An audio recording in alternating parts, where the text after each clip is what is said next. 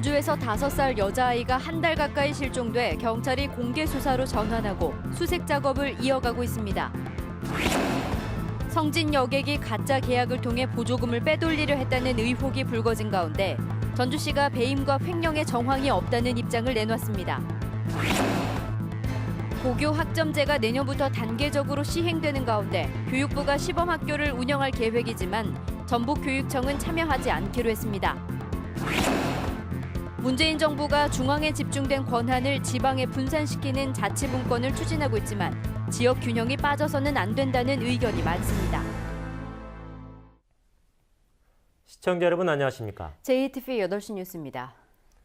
전주에서 5살 여자아이가 실종돼 경찰이 수색 작업을 하고 있는데요. 별다른 진척이 없자 실종 경보를 내리고 공개 수사로 전환했습니다. 네, 실종된 지 3주 만에 신고가 들어오면서 수사에 어려움을 겪고 있습니다. 나금동 기자가 보도합니다. 수색견을 동원한 경찰의 수색 작업이 한창입니다.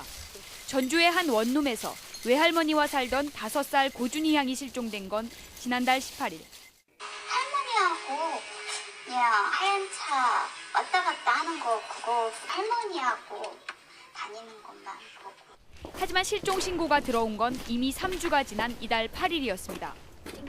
고향의 어머니 이 씨는 실종 당일 외출했다가 돌아와 보니 아이가 없어졌지만 남편이 데려간 걸로 생각해 신고하지 않은 것으로 확인됐습니다. 이 씨의 남편은 아내와 다툰 뒤 홧김에 집을 나갔지만 아이를 데려간 사실이 없다고 진술했습니다. 엄마는 아빠가 데려갔을 거라고 생각을 오인하고 또 아빠는 엄마가 또 같이 있을 거라고 생각하고 있었습니다. 실종 신고가 늦어지면서 수사에 별다른 진척이 없자 경찰은 실종 경보를 발령하고 공개 수사로 전환했습니다. 또 경찰 인력과 수색견, 헬기 등을 투입해 수색 작업을 이어가고 있습니다. 경찰은 고준희 양이 사라진 전주시 우화동에 있는 원룸 뒷산과 인근 저수지까지 수색하고 있지만 아직 고양의 생사조차 확인되지 않았습니다. 고양은 키 110cm에 몸무게 20kg의 왜소한 체격에 파마머리를 하고 있습니다. 또 사시 증세가 있고 발달 장애로 말투가 다소 어눌하지만 의사소통에는 문제가 없습니다. 경찰은 고양과 비슷한 아이를 발견하면 112나 182로 신고해달라고 당부했습니다. JTB 뉴스 나금동입니다. 전주의 한 시내버스 회사가 500억 원 가짜 빚을 만들어내 사업주 아들 앞으로 채권을 몰아줬습니다. 보조금을 빼돌리려 했다는 의혹이 불거졌는데 조사에 나선 전주시가 배임과 횡령의 정황은 없다는 입장을 내놨습니다. 오정현 기자가 보도합니다. 성진 여객이 가짜 빚 500억 원을 만들어내 사업주 아들 김모 씨에게 채권을 넘긴다는 계약서.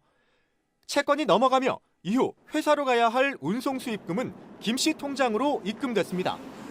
성진 여객은 재정 건전성을 위한 조치였다고 해명했습니다. 근로자들이 임금이 조금 밀린다라든지 전부 마이비 카드를 압류를 해버려요. 회사 경영 정상화를 위해서 쉽게 얘기해서 선의의 거짓말을 한 것이다. 수입금을 빼돌렸다는 의혹이 불거지자 전주시는 조사에 나섰습니다.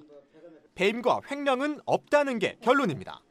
그래서 3천만 원이다 4천만 원이다 돈이 들어오면 그 오후에 바로 성진여객 주식회사로 돈이 다 입금된 걸 저희들이 확인했기 때문에 다만 근로자들의 권리 행사를 불법적으로 차단한 점은 인정된다고 밝혔습니다. 강제 집행 면탈죄는 해당됩니다. 그러나 이것은 사회적으로 보나 이것은 잘못된 행위라고 저희들이 판단을 해서 바로 시정 명령을 지금 내렸습니다. 그래서 이제 채권을 이제 바로 풀어야 되고. 시민단체는 반발합니다. 의혹이 말끔하게 해소되지 않아 수사가 필요하다는 주장입니다. 횡령 부분은 검찰 수사를 통해서 드러날 문제인 거고요. 이 500억 원의 채권을 사주 아들에게 개인에게 양도했다는 것 자체가 상법상 배임 횡령입니다. 시민단체는 다음 주 내로 성진 여객을 배임과 횡령 혐의로 검찰에 고발한다는 계획입니다. JTB 뉴스 오정현입니다. 학생이 과목을 선택해 배우는 고교 학점제가 내년부터 단계적으로 시행됩니다. 교육부는 일단 전국적으로 시범학교를 운영할 계획인데 전북교육청은 시범학교에 참여하지 않기로 했습니다. 보도에 주창현 기자입니다. 학생이 진로와 적성에 맞게 과목을 선택해 배우는 고교 학점제. 국어, 영어, 수학 등 공통 과목을 제외하고 자유로운 학사 운영이 가능해집니다. 학교에선 수준별 수업이나 진로 적성 교육의 폭이 확대되는 기회가 될 수 있습니다. 교육부가 내년부터 고교 학점제를 단계적으로 시행하기로 했습니다. 2022년 전면 시행을 앞두고 내년에 전국에서 60개 시범학교가 운영됩니다. 하지만 전북교육청은 고교 학점제 시범학교 운영에 참여하지 않기로 결정했습니다. 전북교육청은 교사와 프로그램 등 운영 인프라가 부족한 상황에서 도입할 경우 오히려 학생 혼란만 부추길 수 있다는 입장입니다. 또 현재 일반고에서 시행 중인 교육과정 거점학교나 진로 집중과정 운영을 내실 있게 추진하는 게 더 낫다고 판단하고 있습니다. 방향이나 계획 이런 것들이 나오지 않은 상태여서 오히려 기존에 해왔던 그 고교 교육력 제고 사업을 추진하는 것이 오히려 학점제를 준비하는데 더 유리하다라는 생각을 가지고 있습니다. 고교 학점제는 문재인 대통령의 공약이어서 정부의 시행 의지가 매우 강합니다. 하지만 현재 수능 체제가 유지되면서 학교 현장에 정착되기에는 한계가 있어 교육 체제 변화와 맞물려 점진적으로 추진돼야 한다고 교육 시민단체들은 주장하고 있습니다. JTB 뉴스 조창현입니다. 문재인 정부는 중앙에 집중된 권한을 지방에 분산시키는 자치분권을 추진하고 있습니다. 큰 틀에서 자치분권에는 동의하지만 지역 균형이 빠져서는 안 된다는 의견이 많습니다. 보도에 이승환 기자입니다. 저출산과 고령화, 청년 실업과 수도권 집중, 그리고 계속되는 저성장. 사회적 현안은 넘쳐나지만 국가의 위기 해결 능력은 미약하기만 합니다. 중앙정부가 정책을 기획하고 지방에서 단순히 집행하는 국가 운영 모델이 한계에 직면했다는 지적이 나오는 이유입니다. 정부는 해결책으로 지방에 권한을 대폭 넘기는 자치 분권을 추진하고 있습니다. 균형을 위해서 지방 재정제도도 헌법에 좀 명시하는 방안, 그다음 제2국무회의 신설, 그다음 명칭도 지방자치단체에서 지방정부로.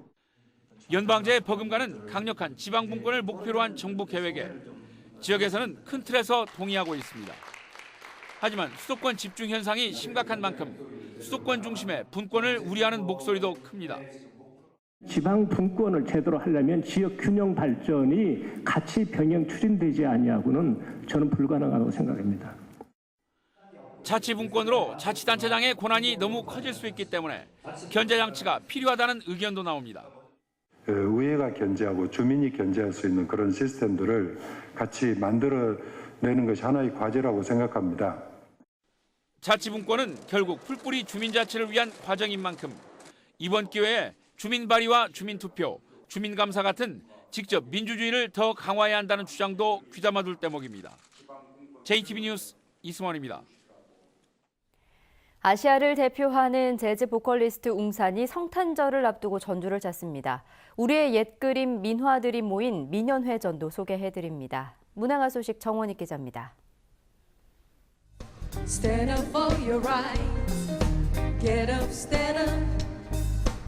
중저음의 깊이 있는 음색이 관객들의 마음을 사로잡습니다. 국내 최정상 재즈 보컬리스트 웅산이 전주를 찾아 황홀한 성탄절 선물을 전합니다.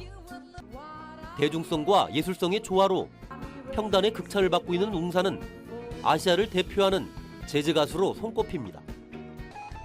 이번 공연에서는 재즈풍으로 편곡된 로맨틱한 캐럴과 귀에 익숙한 가요 등을 바탕으로 부드러우면서도 강렬한 음악을 선보일 예정입니다.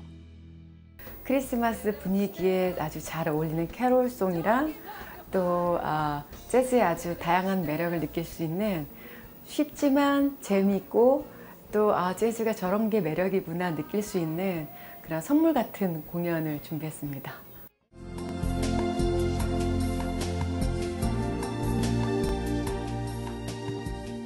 소나무 주변에 무리지어 날아드는 송악도, 거북이와 연꽃이 어우러진 거북연화도 등 화려한 색감을 자랑하는 우리 옛그림 민화들이 한자리에 모였습니다.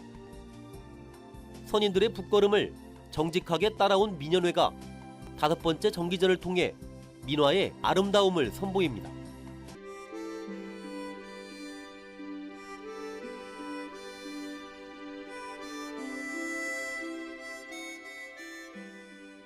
녹음이 짙은 산과 거친 폭포수, 새하얀 겨울 풍경이 친숙하게 다가옵니다.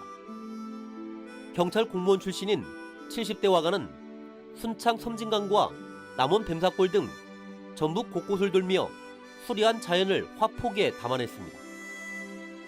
산수화에 쏟아낸 만학도의 열정은 31일까지 감상할 수 있습니다. JTB 뉴스 정원익입니다.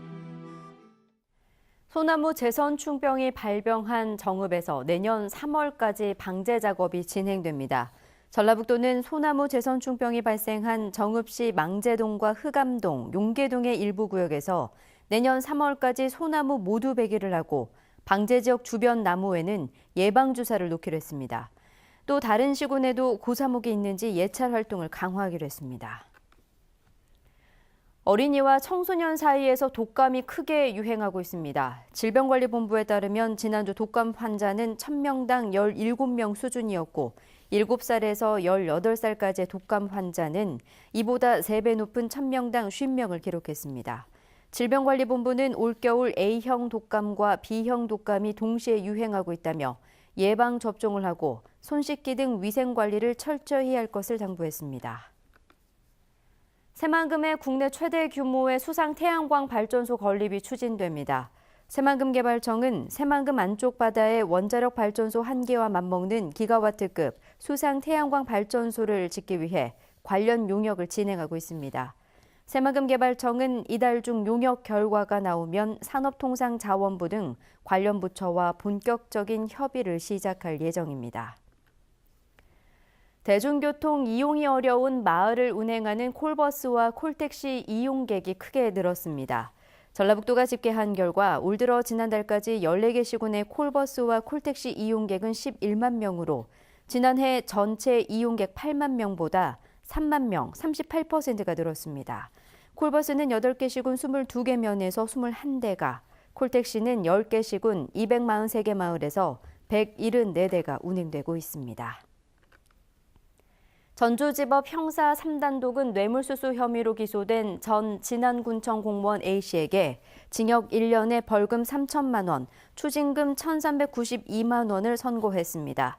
재판부는 또 뇌물 공여 혐의로 기소된 공사업체 관계자 2명에 대해서는 각각 징역 6개월의 집행유예 2년을 선고했습니다.